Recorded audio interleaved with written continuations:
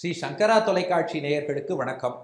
வடுவூர் ராமபிரானுடைய புன்னகையோடு ராமாயண சம்பவங்களையும் இணைத்து அடியேனுடைய பிராச்சாரியன் ஆசுகவி வில்லூர் ஸ்ரீநிதி சுவாமி அருளிய புன்னகை ராமாயணம் எனப்படும் மந்தஸ்மித ராமாயணம், அதை ஒரு யாகமாக வேள்வியாக நாம் அனுபவிக்க உள்ளோம். அந்த மந்தஸ்மித ராமாயணத்திலே மொத்தம் 317 ஸ்லோகங்கள் உள்ளன.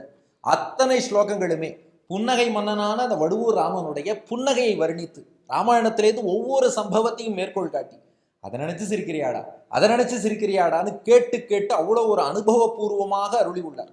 ஒரு புரியிறாப்புல உதாரணம் சொல்லணும்னா, எப்படி நாராயண பட்டத்ரி குருவாயூரப்பனுடைய அந்த திருமுகத்தை பார்த்து பார்த்து பாகவதத்தில் நடைபெற்ற ஒவ்வொரு சம்பவத்தையும் சொல்லி சொல்லி, குருவாயூரப்பா நீ கிருஷ்ணாவதாரத்தில் அப்படி ஒரு லீலை பண்ணியா, குருவாயூரப்பா நீ இப்படி வெண்ண திருடினியா, குருவாயூரப்பா நீ இப்படி கோவர்தன மலையை தாங்கினாயான்னு எப்படி கேட்டாரோ, அது போல இது ராமனுக்கு ஒரு நாராயணியம். ராமபிரானை பார்த்து வில்லூர் சுவாமி அதே மாதிரி, ராமா அன்று நீ கௌசல்யாவை பார்த்து ஒரு புன்னகை செய்தாயே, அந்த புன்னகையை தான் எங்களுக்கு இப்படி காட்டுகிறாயா? அன்று நீ உன் தந்தை தசரதனை பார்த்து ஒரு புன்னகை செய்தாயே, நீ விஸ்வாமித்திரரை பார்த்து ஒரு புன்னகை செய்தாயே, சீதையை பார்த்து ஒரு புன்னகை செய்தாயே, ஒன்னொன்னையும் சொல்லி அதைத்தான் எங்களுக்கு காட்டுறியான்னு சொல்லி நேர ராமனையே அட்ரஸ் பண்ணி அருளப்பட்ட ஒரே ராமாயணம். சரித்திரத்துல எத்தனையோ ராமாயணங்கள் உண்டு. ஆனா ஒரு திவ்ய தேசத்துல, ஒரு திருத்தலத்துல, ஒரு அபிமான ஸ்தலம், அங்க உள்ள ஒரு ராமனை நேரா அட்ரஸ் பண்ணி இதனால் நீ சிரிக்கிறாயா என்று கேள்வி கேட்கும் விதமாக அருளப்பட்ட ஒரே ராமாயணம் ஹிஸ்டரியில இந்த புன்னகை ராமாயணம் தான். அதுல 317 ஸ்லோகங்கள். சில ஸ்லோகங்களை அடுத்த 20 நாட்களிலே நாம் காண உள்ளோம். இன்று அந்த புன்னகை ராமாயணத்தின் 9வது ஸ்லோகம். ஸ்லோகத்தை முதலில் அனுபவிப்போம். டோலாயாம் ஜனனி நசுப்த இதிசா துவாம் வீக்ஷ்ய தூர்ணம் ததஹ சௌமித்ரீம் சவிதே விதாய மதுரம் காதும் பிரவருத்தா ததா சாகூதம் தவ நாம யச்ச வதனே மந்தஸ்மிதம் மஞ்சுளம் தத்வேதம் வடுவூர் நிவாச பகவன் ஹே ராம பத்ர பிரபோ என்பது ஸ்லோகம். இதுல வடுவூர் ராமனை பார்த்து சொல்கிறார் வில்லூர் சுவாமி, ராமா அன்று நீ கௌசல்யாவின் மகனாக அவதரித்தாய், குழந்தை ராமனா இருக்கான், உங்கள் மனத்திரையை சற்றே திறந்து பாருங்கள், இப்போது உங்கள் கண்ணெதிரே வடுவூர் ராமன் சீதையோடு காட்சி தருகிறான். இவன் அப்பதான் குழந்தையாக அவதாரம் செய்திருக்கிறான், பச்சிளம் பாலகன். கௌசல்யா அந்த ராமனை தொட்டிலே போட்டு தாளாட்டுகிறாள். குலசேகர பெருமாளுடைய பாசுரம் எல்லாருக்குமே தெரியும். மண்ணு புகழ் கௌசலைதன் மணிவயிறு வாய்த்தவனே, தென்னிலங்கை கோன்முடிகள் சிந்துவித்தாய், செம்பொன் சேர் கண்ணினன்மா மதில் புடைசூழ் கணபுரத்தென் கருமணியே, என்னுடைய இன்னமுதே ராகவனே தாலேலோ என்னும்படியாக சில தாலாட்டு பாடல்கள் பாடி கௌசல்யா தாலாட்டுறானா ராமனை. எவ்வளவு தாலாட்டு பாடினாலும் ராமன் தூங்க மாட்டேங்கிறான், அழுதுண்டே இருந்தான். கௌசல்யா பார்த்தா, என்னடா இது, எவ்வளவு பாட்டு பாடினாலும் இந்த குழந்தை சிரிக்கவும் மாட்டேங்கிறது, தூங்கவும் மாட்டேங்கிறது, அழுதுண்டே இருக்கு. இந்த குழந்தையோட அழுகையை நிறுத்த என்ன பண்ணலான்னு பார்த்தாலும் கௌசல்யா தேவி. சுமித்ரையின் மகனான லக்ஷ்மணன் இருக்கானே, அவன் தனியா இன்னொரு தொட்டில படுத்துட்டு இருந்தான். கௌசல்யா என்ன பண்ணாலாம், அந்த தொட்டிலேருந்து லக்ஷ்மணன் அப்படியே தூக்கின்னு வந்து ராமனுக்கு பக்கத்திலே கடத்தினாலாம்.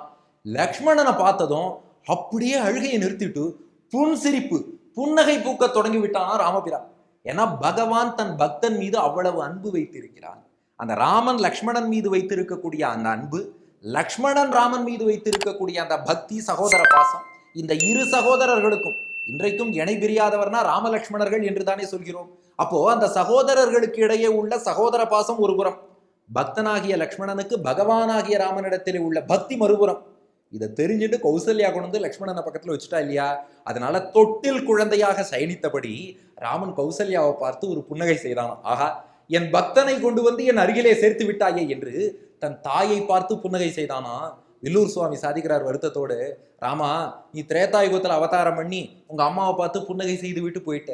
ஆனா நாங்கள்லாம் பிற்பட்டவர்கள், காலத்தால் பிற்பட்டவர்கள், ஞானத்தால் பிற்பட்டவர்கள், பக்தியால் பிற்பட்டவர்கள், எங்களுக்கு அது கிடைக்கலையே எங்கிட்டு இருந்தோம், எங்களுக்கும் கிடைக்காம போயிடக்கூடாதுன்ட்டு தான் அன்றைக்கு கௌசல்யாவை பார்த்து தொட்டில் குழந்தையாக நீ எந்த புன்னகை பூத்தாயோ அதே புன்னகையை உலகில் உள்ள அத்தனை உயிர்களும் கண்டுகளிக்க வேண்டும் என்பதற்காக இதோ வடுவூரிலே உன்னுடைய திருமுகத்திலே மந்தஸ்மிதமாக மெல்லிய புன்னகையாக பூத்தபடி எழுந்தருளி இருக்கிறாய். அப்ப இந்த புன்னகை எந்த புன்னகைனா, லக்ஷ்மணனை கொண்டு வந்து அதே தொட்டில கிடத்தியதும் கௌசல்யாவை பார்த்து எந்த புன்னகை பூத்தானோ ராமன், அதே புன்னகை. அவன் கருணையை பாருங்கள், அந்த அன்னைக்கு காட்டிய புன்னகை நம்ம ஒத்தொத்தருக்கும் காட்டிட்டு நம்ம குழந்தையாக இங்கே வடுவூர் ராமன் நமக்கு காட்சி அளிக்கிறான்.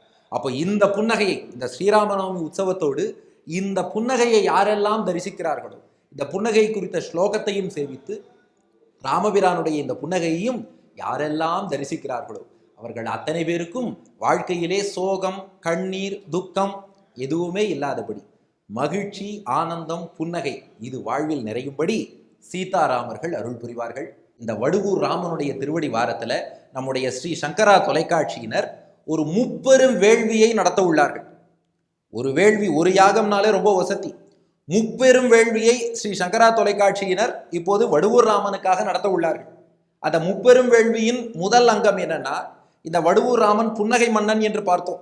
இவனுடைய புன்னகையை வர்ணித்து இந்த வடுவூர் ராமனாலே உயிர் காப்பாற்றப்பட்ட அடியனுடைய பிராச்சாரியன் ஆசுகவி வில்லூர் சுவாமி மந்தஸ்மித ராமாயணம், புன்னகை ராமாயணம் என்றே ஒரு ராமாயணம் பாடியிருக்கார். அடுத்த ஒரு 20 நாட்களுக்கு அந்த புன்னகை ராமாயணத்தில் இருந்து சில ஸ்லோகங்களை, மொத்தம் 317 ஸ்லோகங்கள் உள்ளன, அதிலிருந்து சில ஸ்லோகங்களை அந்த ராமனுடைய அனுகிரகத்தால், சீதாராமர்கள் அனுகிரகத்தால், ஆச்சாரியன் அனுகிரகத்தால் சில ஸ்லோகங்களை நாம் அனுபவிக்க போறோம்.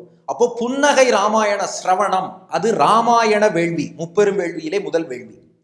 ரெண்டாவது வேள்வி என்னன்னா ராம நவமி வேள்வி. ஸ்ரீராம நவமி உற்சவம் ராமபிரானுக்காக ஆச்சரியமாக இங்கே வடுவூரிலே நடைபெற உள்ளது. அதை நேரலை ஒளிபரப்பு செய்ய உள்ளார்கள். அதனால அந்த ராம நவமி உற்சவம் அது ரெண்டாவது வேள்வி, ராமாயண வேள்வி, ராம நவமி வேள்வி. மூன்றாவது வேள்வி என்னன்னா, இங்கே ராமனுக்கும் சீதைக்கும் ஒரு திருக்கல்யாண உற்சவம் நடைபெற உள்ளது. அதில் நேயர்களான நீங்களும் பங்கேற்கலாம். பங்கேற்கக்கூடிய நேயர்களுக்கு சீதாதேவியின் அருட்பிரசாதமாக இந்த திருமங்கல்ய சரடு, குங்கும பிரசாதம், அதுபோல பெருமாளுக்கு திருமஞ்சனம் பண்ணக்கூடிய தீர்த்தம், இதெல்லாம் வழங்கப்பட உள்ளது. அப்போ சீதா கல்யாணம், அதாவது ராமன் சீதை திருக்கல்யாணம் மூன்றாவது வேள்வி. அப்போ பாருங்க, இதுதான் ஒரு RRR, RRR, முப்பெரும் வேள்வி. முதல் R ராமாயண யாகம், புன்னகை ராமாயணம் கேட்க போறோம். ரெண்டாவது R ராமநவமி உற்சவத்தை நேரலையில் கண்டு கழிக்க போகிறோம்.